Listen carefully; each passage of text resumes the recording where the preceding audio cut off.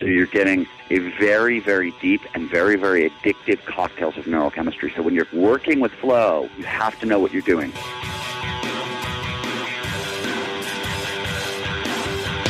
Hey, podcast listener, you're about to discover insider tips, tricks, and secrets to making more sales and converting more prospects into customers with email marketing.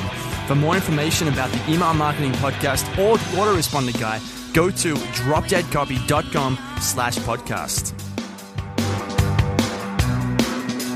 Hey everybody, it's John McIntyre here, the Autoresponder Guy, and it's time for episode 55 of the McMethod Email Marketing Podcast, where you discover how to use email marketing to make more sales and grow your business. Very, very simple stuff. Today, I'll be talking to Steven Kotler. Now, Steven wrote a book called The Rise of Superman, which has nothing to do with marketing whatsoever, except for the fact that it tells you, step by step, how you can access a flow state. Now, so what's a flow state? Well, you got to look at skateboarders, snowboarders, people who are rafting down rivers in the Canadian wilderness where one single mistake can kill them, okay? These are people where if they don't access a altered state of consciousness where they are ultra aware and ultra focused, they'll die, right? So what's happened with these athletes is they have, out of necessity, they've learned and developed the ability to access these flow states almost on command. So what I'm calling a flow state here is this state of heightened awareness, heightened creativity, heightened productivity, okay? Now, it's a great book, and it got me excited about snowboarding and riding motorbikes and all sorts of fun stuff. But that's not the point here. The point here and why I got Steven on the show is because I wanted him to explain, and this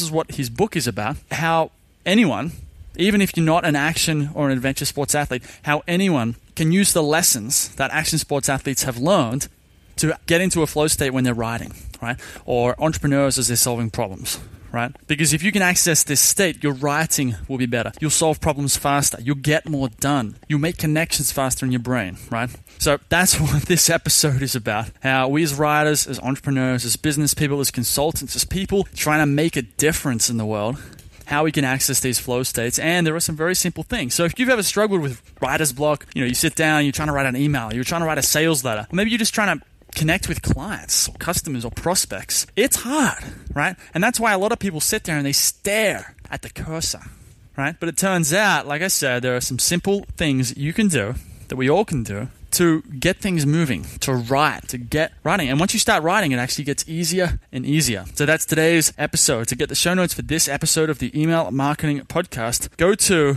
themcmethod.com/55. Now, I've got this week's McMaster's Insight of the Week. McMaster's is my private training community where you can learn how to do the McIntyre method. And there's a private forum in there as well. And what I've got here is an insight from the forum. This one's from Joy. Joy says, "I think I'm giving too much information away for free."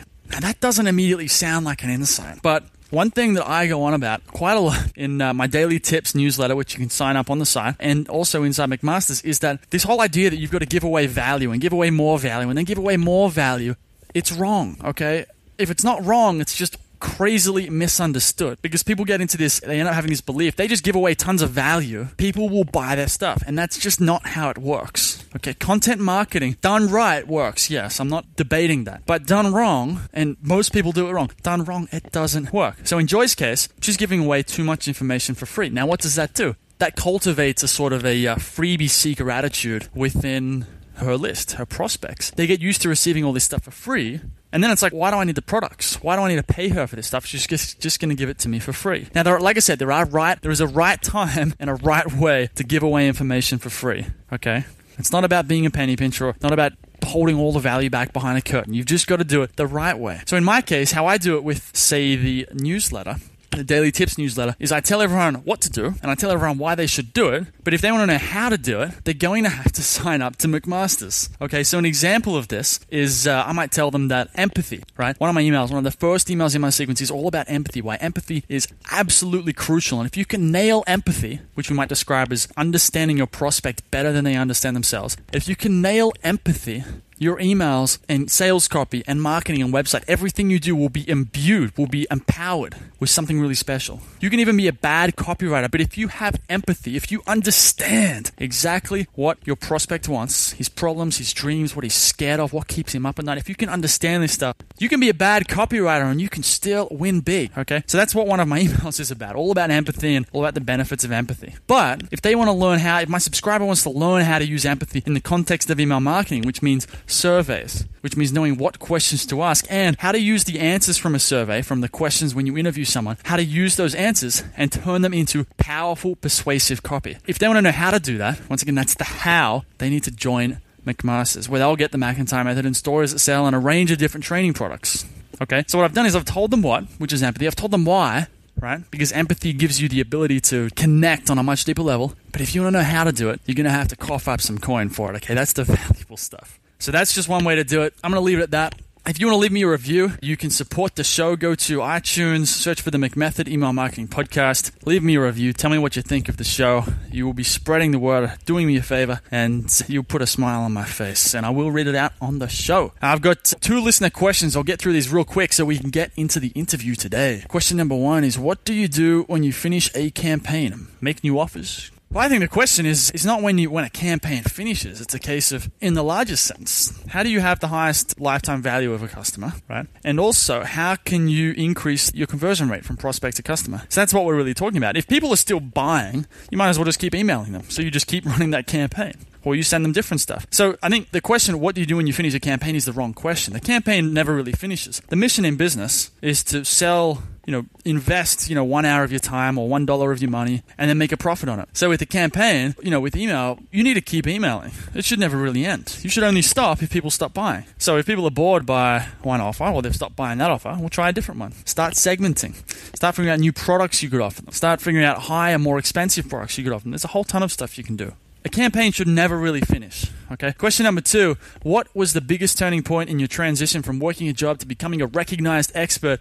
Hands down, the answer is studying copywriting by writing down sales letters by hand and reading out old school books like Scientific Advertising and Breakthrough Advertising. Just doing that totally transformed everything. That's what kicked me off onto the journey that's brought me to where I am now, is this autoresponder guy and, with a podcast and a product and a training community and all of that, okay? So hands down, that's what worked for me, is learning copywriting, learning marketing. And if you want to go and learn more about McMaster's, I forgot to mention it, you can go to themcmethod.com/McMaster's. That'll have all the information. That's it for now. Let's get into this interview with Mr. Steven Kotler.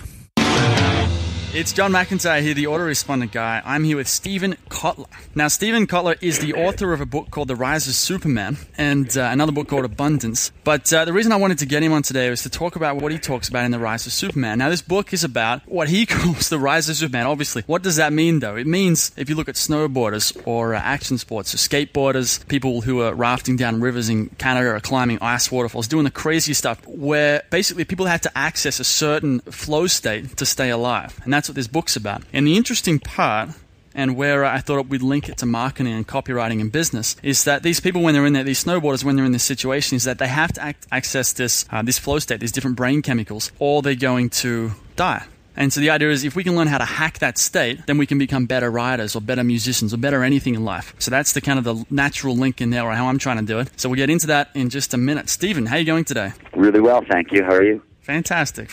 Good to have you on.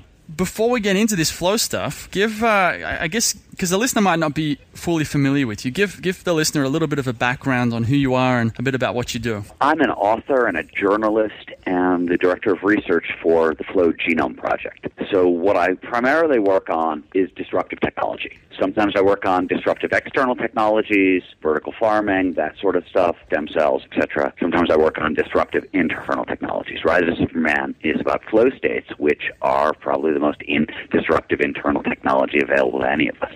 Okay. And the idea, I like how you frame it up as though it's a technology. It's something that has evolved in the same way that technology's evolved, and that it's something that we can use in a very practical way. So this is kind of like a peak performance. Guys like Tony Robbins, guys like him teach people how to do. Is it the same kind of thing as that? No, not at all. So let's define flow states for your listeners. Let's give people some context, and then I'll answer your question. So flow states are defined technically as optimal states of consciousness, where we feel our best and we perform our best. And I think everybody has had some experience with these states. If you've ever lost an afternoon to a great conversation or gotten so sucked into a work project that everything else falls away, then you probably tasted the experience. In flow, we become so focused on the task at hand that everything else disappears. Action and awareness start to merge. Our sense of self, self-consciousness, those disappear completely. Time dilates, so sometimes it slows down and you get that freeze frame effect like you're in a car crash. Sometimes it speeds up and 5 hours will pass by in 5 minutes. And throughout, all aspects of performance, and that's mental and physical, go through the roof. So Tony Robbins and the rest of those guys, they work primarily in self-help. There's a couple of key differences. The first is that nothing I tell you here today are you going to apply on Monday and your life is going to immediately start getting better. It doesn't work that way. Flow is ubiquitous. The state shows up everywhere in anyone, provided certain initial conditions are met. Unlike self-help, which is about a 5%, 10% improvement, flow offers a step function worth of change. And, let me give you an example. McKinsey & Company, the business researching firm, did a 10-year study of top executives. They found top executives in flow are 500 times more productive than out of flow. That means you could go to work on Monday, spend Monday in a flow state, and take Tuesday through Friday off and get as much done as your steady state peers. That is a massive amplification. 5 times more productive is a 500% increase in productivity. Productivity is just one example. You could go to creativity. Studies show that flow provides about a 7x, so 700% boost in creativity. Learning. The U.S. military did studies with snipers in flow, and they found that snipers in flow learn 200 to 500% faster than normal. So Malcolm Gladwell's famous 10,000 hours to mastery, the research shows that flow can cut it in half. So on one end, flow is not self-help because it is a much bigger change. The second reason is flow is a little dangerous. We now understand kind of the neurobiology of flow, what's going on underneath the surface. And as you pointed out in your introduction, one of the things that's going on is a huge neurochemical dump. You get 5 of the most potent neurochemicals the brain can produce all at once in a flow state, and that's kind of the only time that happens. Now, these chemicals are all performance-enhancing chemicals, but they're also the most addictive reward drugs the brain can produce. So you're getting a very, very deep and very, very addictive cocktails of neurochemistry. So when you're working with flow, you have to know what you're doing because you're playing with very fundamental biology, very powerful neurochemicals, and it can go wrong, disastrously so. What's an example? Let's say I'm trying to hack this and I'm doing business and I'm trying to hack this flow state. What could go wrong? Well, let me give you a couple simple examples. So we know, I have to back up actually. To answer your question, I have to tell you a little bit more about what we know about flow. So flow science goes back about 150 years. First 120 of those years, first 130 maybe, were spent figuring out what is the psychology of the state, right? What are its characteristics and what are some of its psychological triggers? What brings it on? What precipitates the state? Out of this research into flow triggers, right, these are preconditions that bring on more flow, one of the things discovered is known as the challenge skills ratio. Very simply, we get into flow follows focus, right? It's a state of massively heightened focus. So all of these triggers are ways of driving attention into the now. One of the easiest ways to do that is the challenge skills ratio. It means that when you approach a task, the challenge of the task should be slightly harder, should slightly exceed the skills you bring to bear. Right? You want to find flow frequently. You want to constantly be putting yourself into situations where you're stretching but not snapping. Right? It's a very slight gradient, but it's a gradient nonetheless. So that means that when you're looking for flow, when you're seeking the state, trying to get more of this state in your life, you are climbing a ladder of escalating risk. You are pushing yourself slightly farther, day in and day out, over and over and over again. And it doesn't matter what your profession is. For action adventure sport athletes, this pushes them into situations where if they make a mistake, they're going to die. But you can see it, when jazz moved into bebop, right? This was a very, very big risk for those musicians. When filmmaking in the 70s moved into auteur filmmaking, every time these guys pushed, they kept pushing and kept pushing, and suddenly they got to the edges of things where they were suddenly betting their lives, in the case of some of the athletes, or their careers, in the case of some of the artists. And you see this with businessmen as well, right? Businessmen will constantly, who are good at this, will constantly be seeking harder and harder and harder challenges. For myself as a writer, this means that, I'm now starting to work on my 8th book.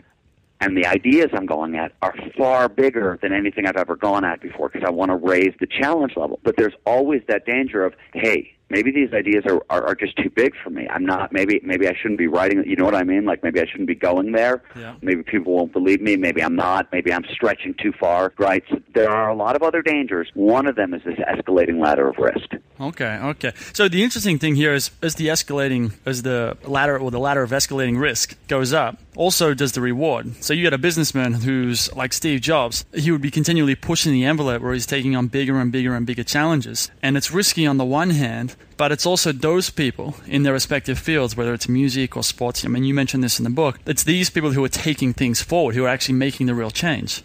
Yeah, that's absolutely correct, right? I mean, you have to be living in this way. But the other thing is what you find when you scratch the surface under, all people and all disciplines, right? When researchers look at flow, right, and what flow has affected, change flow has affected in society, they now see flow at the heart of almost every world championship or gold medal that's ever been won. It underpins major scientific breakthroughs and accounts for significant progress in the arts, right? We've talked about what flow does in business. So, yes, everywhere you're seeing people stretch, you're seeing boundaries being broken, you're also finding flow. And this is, by the way, not a new finding. Back in the 40s, the psychologist Abraham Maslow, up until he had come along, early research on flow had mistakenly, looked at it and thought we were looking at mystical experiences, something that was common in religious people on spiritual paths, but not common in normal people. And then Abraham Maslow came along in the 40s, and he was looking at this state, and he wasn't interested in religious people. He was actually interested in successful people across the board. It doesn't matter what you do. He was studying successful people. He wanted to know what commonalities they shared. And what he found, didn't matter who he talked to, and he looked at Einstein and Eleanor Roosevelt and Frederick Douglass and on, he found, first of all, a lot of his subjects were atheists, so the idea that this was a mystical experience kind of went out the window. But he found that across the board, most of these people used massively heightened attention to produce altered states of consciousness that allowed them to do some of their best work, right? He was looking at flow, and he found flow a commonality among all successful people. This has only continued, right? In the 1960s and 70s, Mihai Csikszentmihalyi, who was then the chairman of the University of Chicago Psychology Department, came along, and he went around the world and did a global study asking everybody could think of. So he started out with like experts, rock climbers, chess players, dancers, etc., and then surgeons, and then he just started talking to everybody else. So he talked to people writing advertising copy. He talked to people who were, Italian grape farmers, Navajo sheep herders, Detroit assembly line workers, Japanese teenage motorcycle gangs, everybody could think of, right? They all told him the same thing. They were at their best, they felt their best when they were in this state of flow. That is when they were doing their greatest work. So the point is not just that flow shows up, when we're pushing, the great boundaries, 'cause of course it does, but it also shows up when anybody is pushing themselves to be their best. Right, and I love this. So it's not, you don't have to be extraordinary to access this state. It's really just about within your personal realm of, there's that image that a lot of people have seen actually. This would be a good way to illustrate. You've got that circle, which is your comfort zone, and then you've got, you stay in there and not much is happening. But if you step outside it too far, then you break down. But if you're if you're just outside that edge, that's when you start to access that state. But everyone, even the smallest people who there's nothing seemingly exceptional about them, they have their own comfort zone, and if they step slightly outside of that, they're going to start to access this state in varying degrees. Yes, absolutely. And we have to make it clear, most people have already experienced flow. They probably didn't know what was going on because it doesn't show up all that frequently. In that McKinsey study, they calculated that most people spend less than 5% of their work life in flow. Yep. Right? Now, that depends on your job, of course. Coders, software coders, get into flow all the time. It's kind of fundamental. Video game designers, very fundamental. Surgeons, very fundamental. Certain other jobs are more difficult. I make my living as a writer. Flow is fundamental. I don't survive as a writer without the state. And if you look through my career, go through the 1,000 magazine articles and the 8 books, et cetera, what you're going to see is the ones that have won awards, the best-selling books, the articles that have won awards, all of them were written in flow states. Okay, so let's dive in right here then to this writing stuff. So you're a writer, and you just mentioned that the best books you've read, the ones that have gotten the most attention, are ones where you've been in a flow state. Now, this is a great area to dive into because a lot of people, when they sit down to, say, write an email or write some advertising copy or write a sales letter, they get tongue-tied. Most people, it's a whole classic writer's block. They just can't get started. So And what you're talking about is that there are ways to access this flow state whereby not only will you get started writing, but you'll actually write the best stuff you've ever written. So how do you get into this? What does it mean for you to be in a flow state, and then how do you get there? Well, you're asking a number of different questions, and I'm going to back it up further, right? It starts with creativity. So, as I mentioned earlier, flow states have triggers. Creativity is a trigger for flow. What that actually means under the surface, if you look at creativity kind of from a neurobiological level, what you see is risk-taking, because you're going to have to do something new and you're going to have to put it into the public sphere. So there's risk-taking involved. Risk is actually a trigger for flow. Every time we take a risk, the brain releases a neurochemical called dopamine. This is one of the chemicals that underpins flow, and that helps put you into the state. Risk also focuses attention. It drives attention into the now, right? Obviously, there's danger, so it focuses attention. Simultaneously, you see pattern recognition. Pattern recognition is the ability to link ideas together in new and unusual ways. So creativity, this isn't always the case, but often is recombinatory. It's the result of something novel bumping into something old, so a novel experience bumping into an old thought, to create something utterly new, right? That's how it works under the surface. And to make those connections for the novel thought to trigger the bump into the old idea, you need pattern recognition. So where flow comes into play here is it actually amplifies both sides of this equation. When we're in the state of flow, when we're actually in the state, the neurochemicals that underpin the state sort of surround the creative process. So you get, I mentioned dopamine. You also get a chemical called norepinephrine. Ignore the fancy names, but just what's important is that these two chemicals together massively increase focus, right? So we're paying more attention. We're taking in more information. So that heightens our access to novel information. We're paying more attention to what's going on in the world. We're seeing more. We're taking in more information. We have actually greater access to novelty, so we have greater access to the front end of the creative process. Another thing these chemicals do is they lower signal-to-noise ratios, which is a fancy way of saying they allow the brain to see more patterns, to make more connections between ideas. So not only are you taking in more ideas, the brain is heightening its ability to link these ideas together. You're also getting another neurochemical called anandamide. This increases lateral thinking. This is our ability to link tangentially related ideas together. So these three chemicals essentially surround the creative process. So when we're in flow, all are heightened, right? So everything becomes easier. Flow is actually a technical term. Most people don't know this, but the state got its name because when you're in flow, every decision, every action leads seamlessly, fluidly from the last. So flow feels flowy. The ideas just kind of roll. There are reasons for this neurobiologically. One of them is that your pattern recognition system is all jacked up. So one idea can lead to the next, can lead to the next, can lead to the next, right? So in flow, once you're in that state, the writing is going to go really, really well. The question you're asking is, if you're not in flow, if you're facing the blank page, right, how do you get yourself into that state? That's a kind of a different question, and it's got a couple different answers. I think there are three easy answers. The first we talked about earlier is the challenge skills zone, right? How do you push up the challenge level in flow? When I'm talking to young writers and teaching them about this stuff, I always say there are two tricks I use all the time when I'm stuck and I don't know what to do. First of all, good writing, I don't care what you're writing, means telling the truth. You have to be slightly vulnerable. How vulnerable is slightly vulnerable? Well, I want the challenge to slightly exceed my skill level. So I have discovered that for me, that means I have to tell enough of the truth that I'm always slightly uncomfortable with what I'm writing.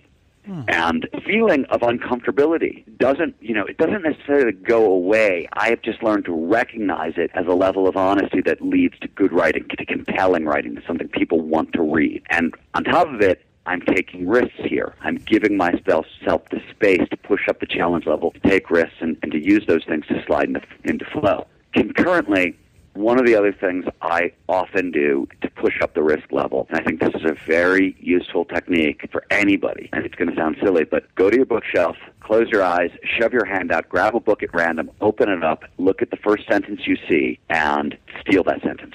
Take that sentence, write it down. That's the first sentence of what you're writing, right? But you can't take the words, obviously, because that's plagiarism. So replace all the words with your words. If there's a noun there, you write a noun. If there's a verb there, you write a verb. You're trying to write in somebody else's style and somebody else's voice. By doing that, right, you're replacing their words with your words. And once you get that first sentence, you're going to try to keep going in there, in that voice. It's like wearing a costume, right? People are much more audacious, bold, creative, whatever you want when they're wearing costumes because they're slightly hidden. If you start writing in somebody else's voice and you make it about trying to write your best work in their voice, even though you're not, don't copy their sentences, copy their structure. It requires pattern recognition, which will release dopamine, which will trigger flow. So these are two very simple exercises. The thing you have to remember about flow, this is fundamental neurobiology. This is evolutionary biology. Everybody is hardwired for optimal performance. It's ubiquitous. It shows up everywhere. So all we're doing is we're playing with ways to drive attention, right? So these tricks, they may seem really slight and small. You know what I mean? It seems kind of weird that something so small can bring on something so big, but this is just the way we're hardwired. We're hardwired to have easy access to the state. You just need to know what you're doing. Absolutely. Absolutely. One thing that works for me, I think a few of the listeners will relate to this, is when I'm writing, say, an email versus a sales letter. I'm not sure how much experience you've had with like advertising stuff, but say with the sales letter, I find it really hard to write. I get all tongue-tied. But let's say if I sit down to write an email, which is a much more relaxed form of marketing, it's often how I start an email, especially if I can't think of anything to say, and I'll do this with sales letters as well. I mean, you can do this with an article or a book or anything you're writing, is I'll just start writing. So I'm sitting here in my room, it's 3:33 p.m. and I'm drinking a coffee, and here I am, I've got to sit here and write you an email or write you or whatever. And it's almost like when you remove the plug, you just let things, I mean, here's that word, you let things flow, things just start, it's kind of like the brain starts, it's all blocked up, but once it starts going, it really starts going, and then I can go back after the fact and edit those first few sentences out. But initially, those first few sentences can be the catalyst to actually trigger the rest of the writing. So that's sort of like the tricks, that'd be another trick. You're absolutely correct. There's two things I want to mention. One is it's important to know that flow, a lot of people think of flow as a binary, like a light switch. You're either in the zone or you're out of the zone. It doesn't work that way at all. It's actually a 4-stage cycle. And a couple of stages don't feel flowy at all. At the front end of a flow state is what is known as struggle. This is a loading phase. It means you're overloading the brain with information. In the struggle phase, as a writer, for example, this is when, if I'm researching an article, this is when I'm reading books, I'm reading articles, I'm doing hundreds of interviews, I'm trying to figure out what the structure of what I'm going to write, what shape it's going to take place, and you're really driving yourself to the absolute brink of frustration. And then you talked about something very interesting, and this is the second stage of the flow cycle. Once you've overloaded yourself and you're at the brink of frustration, you can't learn anymore and you can't take it anymore, you need to take your mind off the problem. You actually need to relax.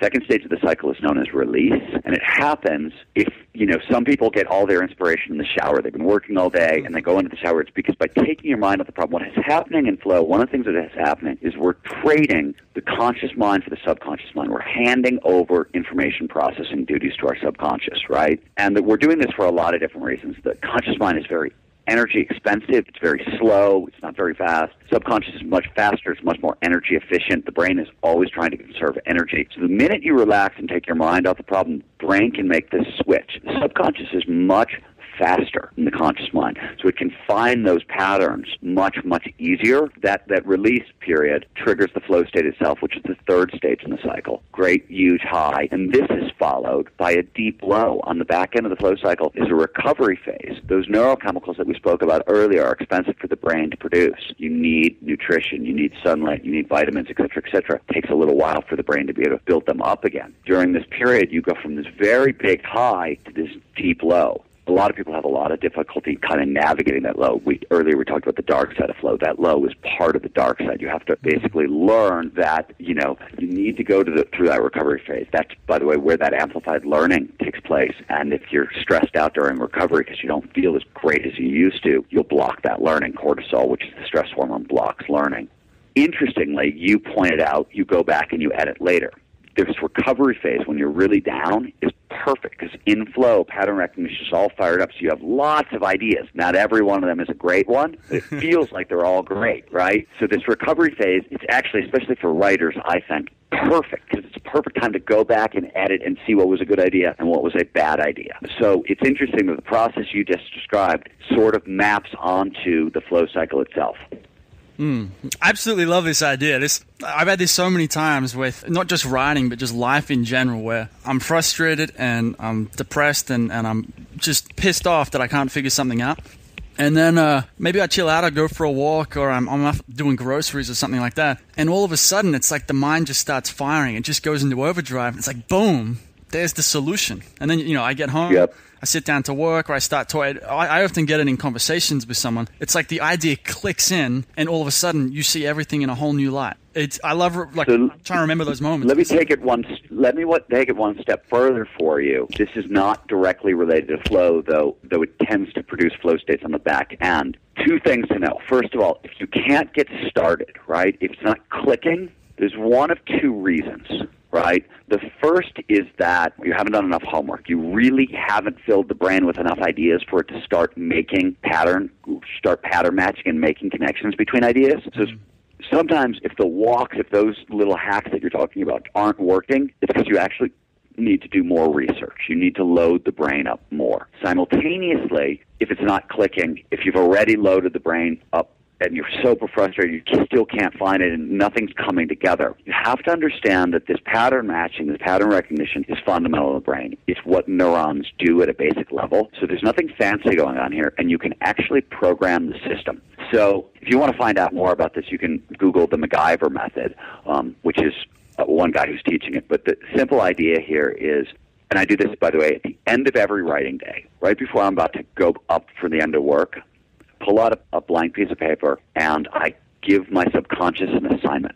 So if I can't write the opening line to my new book, I say, subconscious, I would like you to write out the opening line to my next book. I'd like to wake up tomorrow morning, start writing, and have that line, please. And then you write out the question, and then you'd want to write, I use a numerical system, kind of as many things. You may not know what the opening line is, but you want it to include the word peripatetic, and whatever descriptors, feelings, guts, whatever you have about this, write that down too, and then be done for the day. What is going to happen is at some point you're going to forget that you did that. It's going to click over from the conscious mind to the subconscious, right? Because writing it down, that's why you're writing it down. You're kind of, by bringing in the tactile sense with everything else, you're just kind of giving memory a little bit of a toehold into it. You're saying, hey, this is important, do something with this. Pattern recognition will take over. Wake up the next morning, just as you pointed out, start writing. It doesn't matter what you're writing, start writing. You will find that the answer to your question, use of that line or whatever, will show up within the first couple of sentences, because your brain has done the work while you were asleep, while you were whatever, and you just have to kind of kick back in and access those files.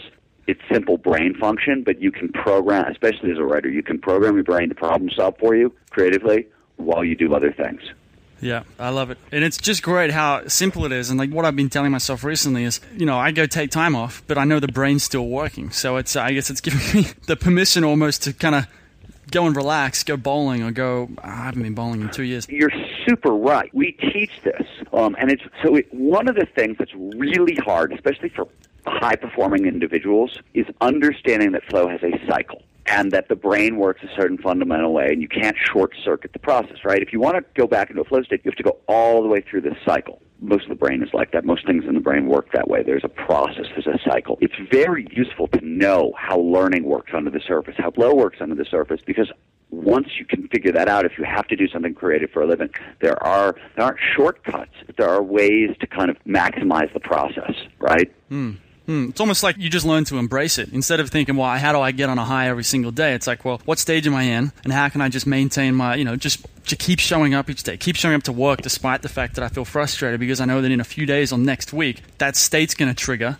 Then I'm going to get a whole bunch of work done. And then afterwards, I'll be able to relax, do some editing, chill out, take a nap, all that sort of stuff. So you can embrace it, ride the roller coaster. Yeah, absolutely. I mean, on a certain level, you don't want to take the roller coaster personally, right? I mean, that's really the truth of the matter. You can't really escape it, as far as I can tell, but you can't take it too personally. You just have to understand it's a process, and that what you're feeling is frustration, for example, on the front end, flow state, when you can't start writing, when nothing's coming together, that frustration is actually part of the process. It's a good thing and not a bad thing. Yep. Knowing this over time and practicing with it and living into it, I guess, gives you the confidence to kind of handle the emotions, have the emotional control, kind of get through it. The other thing that's so important, as you pointed out, you need that recovery phase. You often see this in business. I was talking to a salesman a couple days ago that does really high-stakes sales. He was talking about how he'll get into a flow state, he'll go on a tear, he'll, quadruple, his sales and, blow his quotas out of the water 300% greater for, a period of time. And,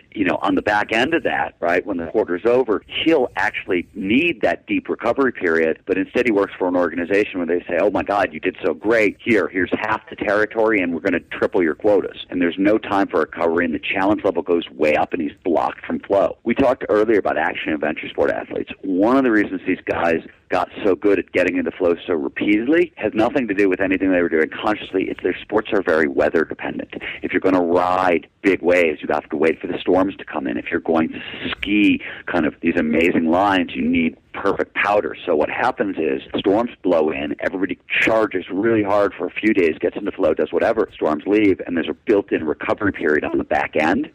This doesn't happen in our daily life very often, and high-performing people rarely give themselves time to recover, and it's really important. It's really important to know that, when you chill out and go back and edit and, kick your feet up and relax, that's critical. Just like taking your mind off the problem is critical. These are counterintuitive things that kind of go against what high performers normally do, which is just buckle down, drive forward, hell or high water. Yeah. You have to know that, slow and steady wins this race. Absolutely. It's kind of like, everyone seems to go through that stage where all they want to do is just work, because, they're a hustler, and if they just work harder than anyone else, they're going to get there. But then eventually, everyone realizes that when you do that and you burn out and then you crash, and then it's much worse than if you'd taken a short break every now and then. Yeah. Cool. Absolutely. All right, well, let's wrap it up here. I really appreciate you coming on to talk about flow. Before we wrap this up, though, give the listener a heads up about where they can go to learn more about your books, and then we'll say goodbye. Absolutely. You want to check out riseofsuperman.com, stevenkotler.com, or my organization, the Flow Genome Project.co. And on the Flow Genome Project website, there's a flow diagnostic, free of charge. Anybody can sign up and take it. And it basically is kind of a quick survey that looks at the categories in your life, the things that you do that you like to do where you're most likely to find flow. So it's a great primer if people want to get started. Cool. I'm going to go check that out right after we sign off here. One other thing was your other book, Abundance, which I read 2 years ago. I absolutely loved it. It put me in an extremely positive state just about the future of mankind. So if you're looking for something's going to pump you up and get you excited, go and check out Steven's book, Abundance, as well. Steven, thank you. Thanks for coming on the show. Thanks for having me. Hey everybody, thanks for listening. If you want to discover more insider tips, tricks, and secrets about driving sales with email marketing, sign up for daily email tips from the autoresponder guy. Go to dropdeadcopy.com/podcast. Sign up, confirm your email address, and I'll send you daily emails on how to improve your email marketing and make more sales via email. You'll find out why open rates don't matter and the 7-letter word that underlies all effective marketing and much more.